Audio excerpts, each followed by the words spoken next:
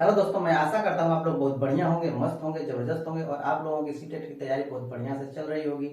और जैसा कि आप जानते हैं कि मैं आप लोगों के लिए सीटेट के लिए बहुत ही महत्वपूर्ण प्रश्नों को लेकर के आता हूँ, पेपर 1 और पेपर 2 के लिए। आज हम लेकर के आए हैं पेपर 2 के लिए। इसके बाद आएगा पेपर 1 के लिए। डेली एक वीडियो आपको पेपर 1 और पेपर 2 के लिए आता है, उन सभी वीडियो को आप देख सकते हैं। इस वीडियो के डिस्क्रिप्शन में उन सभी वीडियो का लिंक भी दे दिया गया है, वहां से आप उन सभी को देख सकते हैं। तो चलिए हम लोग बिना विलंब किए अपने प्रश्नों की ओर चलते हैं। अब ये देखिए, आपका प्रश्न कह रहा है कि अंकों 0, 2, 5 और 6 के उपयोग से बिना अंकों के पुनरावृत्ति के 3 अंकों की संख्या बनाई जा सकने वाली सबसे बड़ी और सबसे छोटी संख्या का अंतर यहाँ पर पूछ रहा है कि क्या होगा। यहाँ पर कह रहा है कि सबसे बड़ी संख्या जो 3 अंकों की होगी वो, और सबसे छोटी जो 3 अंकों की संख्या होगी वो, उनका अंतर क्या होगा यहाँ पर। और जो कह रहा है कि आपको लेना है 0, 2, 5 और 6, इन्हीं में से आपको लेना है।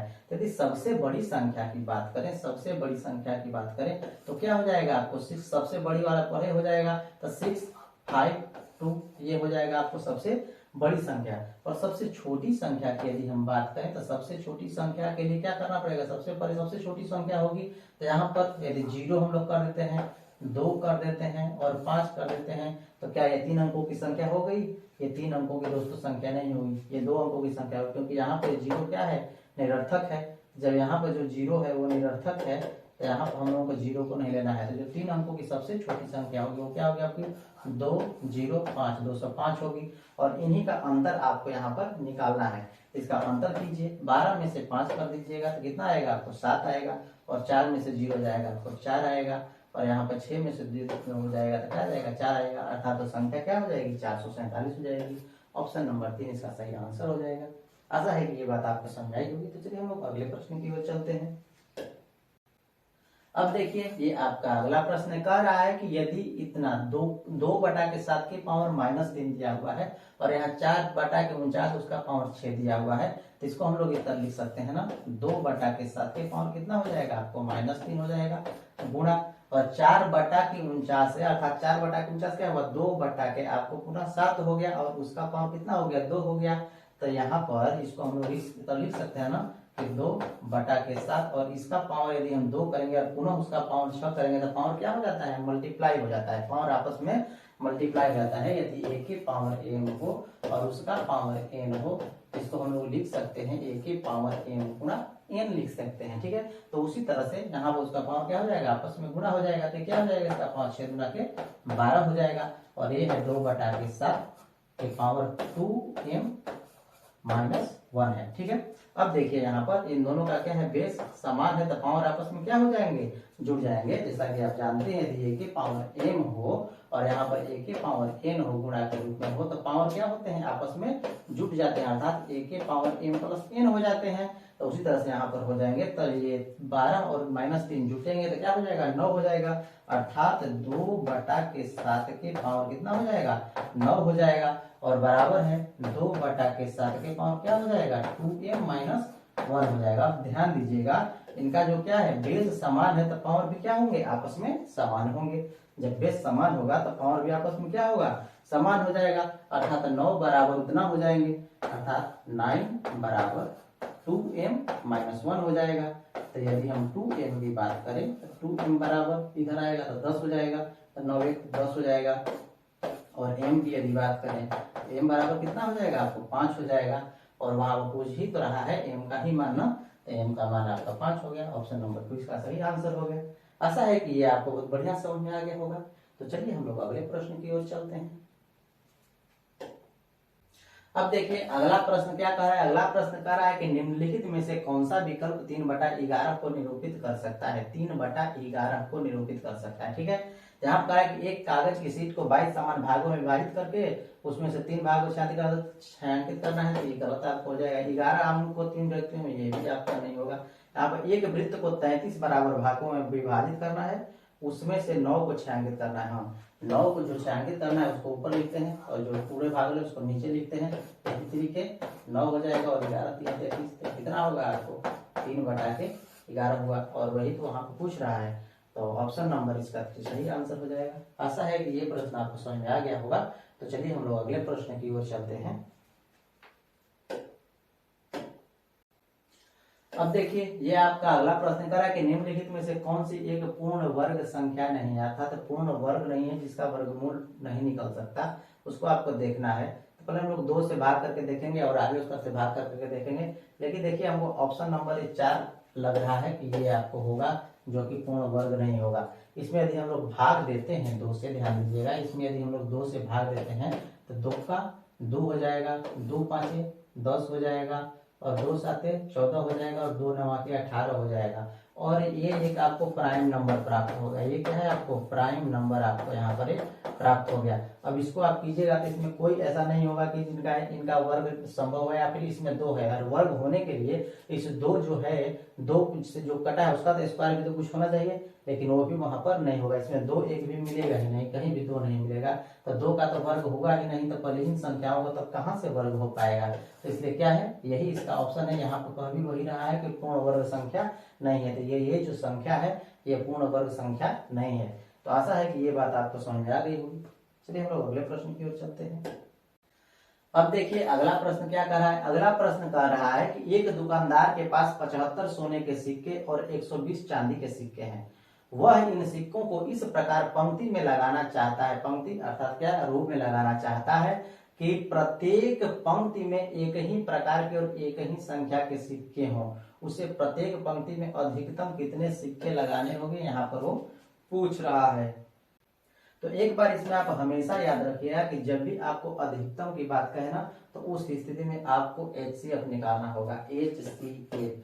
HCF आपको निकालना होगा। यहाँ पर कह रहा है कि जो उसका है जो सिक्के हैं उस एक ही सिक्के एक ही तरह के सिक्के हों, लेकिन समान जितने भी सिक्के हों वो समान समान संख्या में हो। तो जब भी उसको निकालना होगा तो आपको HCF लेना होगा। अधिकतम जब भी आपको कहे प्रश्न में ना तो आपको क्या करना पड़ेगा, आपको HCF निकालना पड़ेगा। किनका HCF निकालना पड़ेगा, इन सिक्कों का, जो उनके पास 75 और 120 हैं सिक्के, वो उनका HCF निकाल रहा है। HCF क्या होता है, HCF आपको क्या होता है, वह आपको बड़ी से बड़ी संख्या होती है जो दी हुई संख्या को क्या करती है, काट देती है। जो दी हुई संख्या क्या करती है, वो काट देती है। और एलसीएम वह छोटी से छोटी संख्या होती है जो दी हुई संख्या से कट जाती है।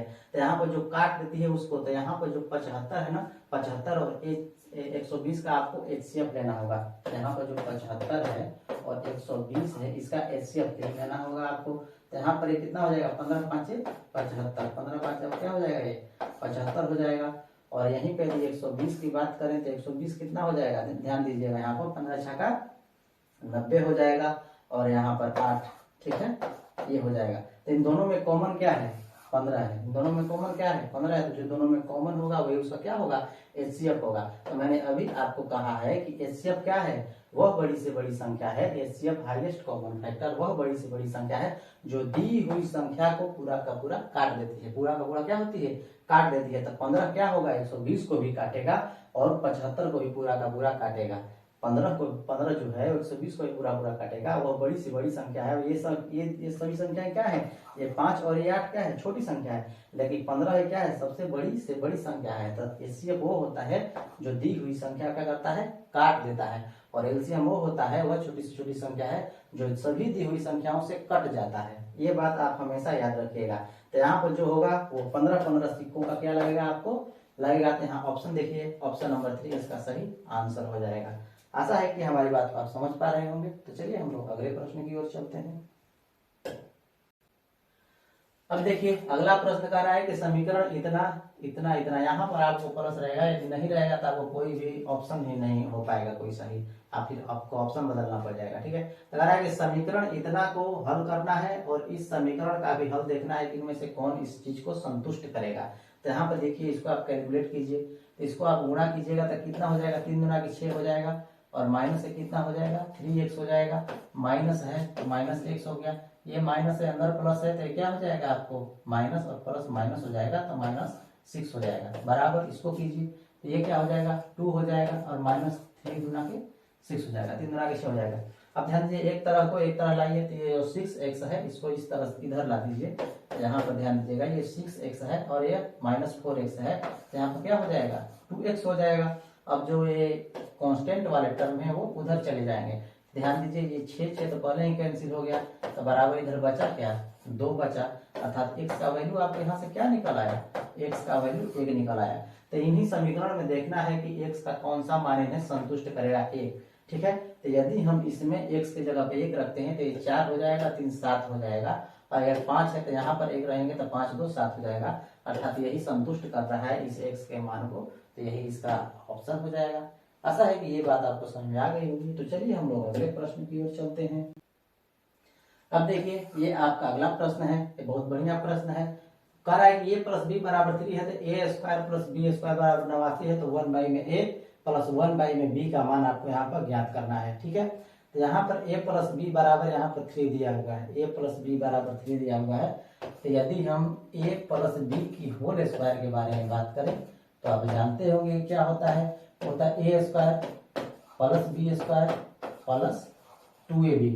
ठीक है, अब देखिए यहाँ पर a प्लस बी का आपको मान प्राप्त है, तो यहाँ पर क्या हो जाएगा 3 का स्क्वायर बराबर a square plus B square का मान आपको प्राप्त है, कितना है 89 है, और प्लस ये हो जाएगा आपको 2ab।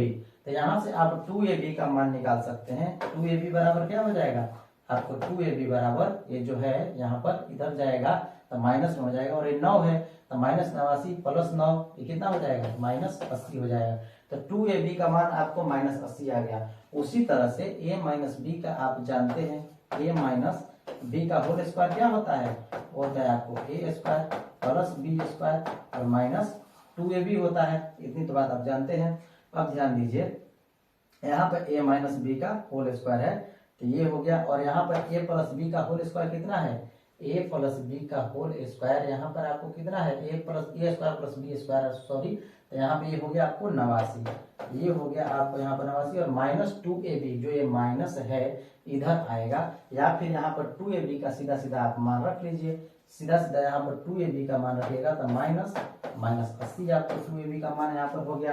तो यहाँ पर आप इसे कैलकुलेट कर लीजिएगा तो 80 और 89 कितना हो जाएगा 169 हो जाएगा। ये माइनस और माइनस क्या हो जाएंगे प्लस हो जाएंगे, तो 89 और 80 आपस में जुट जाएंगे, तो ये हो जाएगा 169। अर्थात कहने का अर्थ ये हुआ कि a माइनस बी का होल स्क्वायर जो हो गया वो आपको 169 हो गया। तो यदि हम यहाँ पर a माइनस बी के बारे में बात करें, a माइनस बी के जो यहाँ वर्ग है ना तो उधर क्या हो जाएगा रूट के अंदर चला जाएगा 169, और इसका वर्गमूल कितना होता है आपको 13 होता है। आशा है कि इतनी बात आपको समझ में आ गई होगी। तो यहाँ से आपको a माइनस बी क्या प्राप्त हो गया, आपको प्राप्त हो गया 13, और यहाँ से आपको a प्लस बी प्राप्त है कि ये है आपको 3। इन दोनों समीकरणों को आपस में क्या कीजिएगा जोड़ दीजिएगा, आपस में जोड़िएगा तो एक माइनस बी है एक प्लस बी है, तो बी भी कट जाएगा और बचेगा क्या आपके पास 2a बराबर, और इन्हें जोड़िएगा तो 13 3 कितना हो जाएगा 16 हो जाएगा।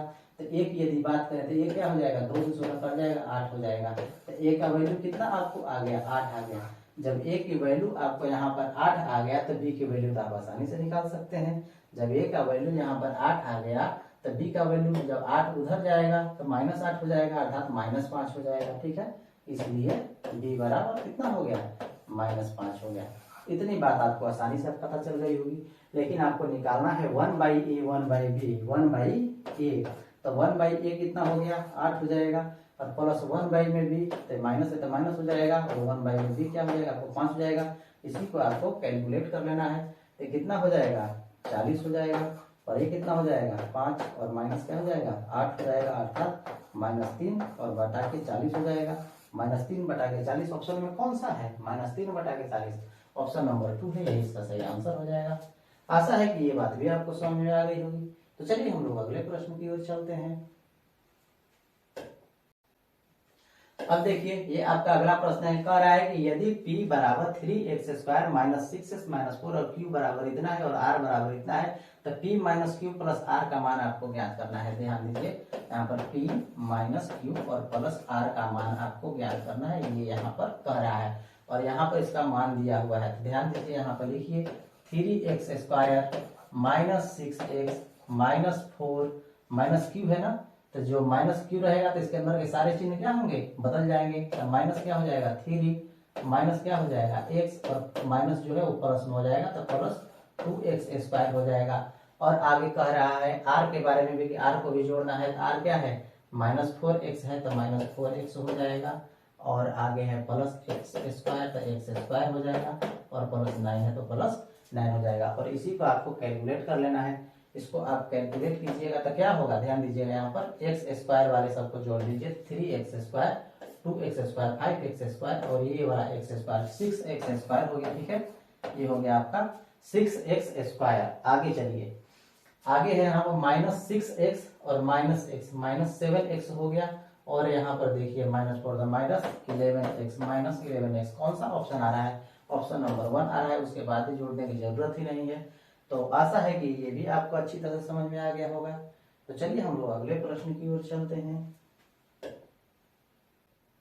अब देखिए ये आपका अगला प्रश्न है, ये भी बहुत बढ़िया प्रश्न करा है कि यदि 10x² + x - 3 बराबर ax + b × cx + d है, जहां a क्या है, बड़ा है, c है, तो इसका मान आपको ज्ञात करना है। ध्यान दीजिएगा, जो ये है जो इसके बराबर है, तो इसको आप गुणनखंड के रूप में तोड़ लीजिएगा। इसका किसका, 10x² + x - 3, ठीक है ना, इसका। और ये चीज बराबर है किसके, ax + b के बराबर है और इंटू cx + d के बराबर है। और यहाँ पर कह रहा है कि जहाँ a क्या है, बड़ा है आपको c से, ये बात आपको कह रहा है। इसका आप गुणनखंड तोड़िए। गुणनखंड तोड़ने का तरीका है कि जो ये वाला है इनको दोनों का आपस में गुणा करना है और उनका फैक्टर करना है। और फैक्टर ऐसा करना है कि हम लोग जोड़ें तो इस बीच वाले के बराबर हो जाए और उन दो फैक्टरों को गुणा करें तो इन दोनों के गुणनफल के बराबर हो जाए। तो इनका गुणा कीजिएगा तो -30x² आएगा। अर्थात अब इसको -30x² को ऐसे तोड़िए कि यहाँ पर +x आए, तो यहाँ पर यदि हम इसको 6x - 5x के रूप में यदि तोड़ते हैं तो -6x और -5x का गुणा कीजिएगा तो आपको 30 आ जाएगा ना, 6 5 30, तो -30x² आ जाएगा। तो सही टूटा हुआ है।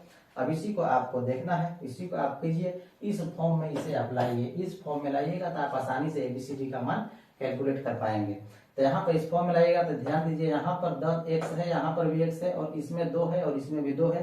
तो 2x क्या करना है आपको, कॉमन यहाँ से ले लेना है। 2x कॉमन लीजिएगा तो यहाँ पर क्या बचेगा आपको, 5x बचेगा और प्लस यहाँ पर x तो खत्म हो जाएगा और 2 कॉमन लीजिएगा तो सिर्फ क्या बचेगा आपको, 3 बचेगा। और उसी तरह से यहाँ पर आप लीजिएगा कॉमन, क्या लीजिएगा, माइनस लीजिएगा कॉमन 1, तो यहाँ पर क्या बचेगा आपको, ध्यान दीजिएगा, यहाँ पर क्या बचेगा, जो -1 कॉमन लीजिएगा 5x और अंदर का चिन्ह क्या हो जाएगा आपको, प्लस हो जाएगा। पुनः माइनस से गुणा कीजिएगा तो पुनः यही माइनस आपको प्राप्त होगा। तो अब आप यहाँ पर ध्यान दीजिए, इसे आप लिख सकते हैं। अब इन दोनों में से पुनः -1 यहाँ पर +1 नहीं बल्कि +3 होगा। यहाँ पर 5x + 3, 5x + 3 पुनः कॉमन ले लीजिएगा तो बचेगा क्या, ये 2x - 1, ठीक है। आशा है कि इतनी बात आपको समझ में आई होगी। और ये किसके बराबर है, इसके बराबर है। ध्यान दीजिए, ये किसके बराबर है, ax + b × cx + d के बराबर है, ठीक है। तो अब देखिए, अब जो x है तो यहाँ पर भी x है, ठीक है, प्लस है तो प्लस है। तो जो ये 5 जो है, यहाँ पर जो 5 है वो किसके बराबर होगा, a के बराबर हो जाएगा। यहाँ पर जो 5 है, यहाँ पर जो 5 है वो a के बराबर हो जाएगा, ठीक है। और यहाँ पर जो 3 है वो b के बराबर हो जाएगा। इतनी तो बात आपको समझ में आ रही है। उसी तरह से यहाँ पर जो 2 है वो c के बराबर हो जाएगा, ठीक है। और यहाँ पर जो -1 है, जो -1 ही है वो किसके बराबर हो जाएगा आपको, d के बराबर हो जाएगा। आशा है कि इतनी बात आपको समझ में आ रही होगी। अब ध्यान दीजिए, यहाँ क्वेश्चन में कह रहा था कि a बड़ा है c से, तो यहाँ पर a बड़ा है c से, a क्या है आपको 5 है और c यहाँ पर क्या है आपको, ध्यान दीजिए, आपको c 2 है, तो क्या है c आपको क्या है, यहाँ पर 2 है, तो 5 बड़ा है कि नहीं 2 से, सही बात है। अब देखिए, इसी को आपको कैलकुलेट कर लेना है, किसको, तो b + d बटा के a + c को, इतना को आपको कैलकुलेट करना है। तो b का मान जान गए, यहाँ पर b क्या है आपको, ध्यान दीजिएगा, ये क्या है, ax + b है, तो b आपका यहाँ पर हो गया 3, प्लस d का मान क्या है आपको, ध्यान दीजिए, d वहां है तो d का मान क्या है आपको, -1 है। d का मान आपको क्या है, -1 है। और बटा के a का मान क्या है आपको, 5 है। और फिर प्लस c का मान क्या है आपको, ध्यान दीजिए, यहाँ पर क्या है, c है, और c का मान आपको क्या है, c का मान यहाँ से आपको 2 प्राप्त हो गया। तो ये हो गया 2, और इसी को आपको कैलकुलेट कर लेना है। ये क्या हो जाएगा, ये 3 में से 1 घटेगा 2 और बटा क्या हो जाएगा, 7 हो जाएगा। यही क्या होगी, एक परिमेय संख्या हो जाएगी। तो यहाँ पर देखिए क्या कह रहा है कि एक धनात्मक पूर्णांक है, एक उचित भिन्न है, एक विषम भिन्न है, एक ऋणात्मक भिन्न है। तो यहाँ पर ऑप्शन नंबर 2 इसका सही आंसर हो जाएगा। इसका जो है ऑप्शन नंबर 2 सही आंसर होगा। ये वाला आपका ऑप्शन सही होगा। आशा है कि ये प्रश्न भी आपको बढ़िया समझ में आ गया होगा। यदि समझ में आ गया है तो चलिए हम लोग अगले प्रश्न की ओर चलते हैं। अब देखिए ये आपका अगला प्रश्न है, कह रहा है कि किसी संख्या में पहले 10% की वृद्धि की जाती है। तो मान लीजिए वो संख्या आपको 100 है, ठीक है, ये आपकी संख्या 100 है और इसमें 10% की वृद्धि यदि आप कर देते हैं तो क्या हो जाएगा, ये संख्या हो जाएगी आपको 110। आगे कह रहा है तथा फिर उसमें 10% की क्या कर देते हैं, कमी कर देते हैं। अब ये संख्या हो गई 110 और पुनः इसमें 10% की कमी कर देते हैं। तो 110 का 10% कितना हुआ, 11 होगा। 110 का यदि 10% के बारे में बात किया जाए कि 110 का 10% अर्थात 10 बटा के 100 तो क्या हुआ, आपको 11 हुआ। अर्थात ये संख्या क्या होगी, 11 कम हो जाएगी तो संख्या क्या हो जाएगी, आपको 99 हो जाएगी। इतनी बात आपको पता चल गई। तो यहाँ पर कह रहा है कि 10% की कमी की जाती है। 10% की हमने क्या किया, कमी कर दिया। यहाँ पर 10% की वृद्धि की, पुनः 10% की कमी कर दी, ठीक है। तो इस स्थिति में कह रहा है कि इस स्थिति में उस संख्या में कौन सा परिवर्तन होगा, कोई परिवर्तन नहीं होगा। परिवर्तन कहीं नहीं होगा, परिवर्तन तो हो ही रहा है। 1% की वृद्धि होगी, वृद्धि हो रही है कि कमी हो रही है, 1% क्या है, यहाँ पर कमी हो रही है। यहाँ पर था 100 हुआ 110 अब पुनः 10% की कमी किए तो हो गया 99, अर्थात 1% की कमी न हुई, ये है 100 और हो गया 99, तो क्या होगा, 1% की कमी हो गई। तो ऑप्शन नंबर 3 इसका सही आंसर हो गया। आशा करता हूं कि ये कॉन्सेप्ट भी आपको बहुत बढ़िया से समझ में आ गया होगा। और दोस्तों यदि अभी तक लाइक से सब्सक्राइब नहीं किए हैं तो सब्सक्राइब कर दीजिएगा और अपने दोस्तों में भी शेयर कर दीजिएगा।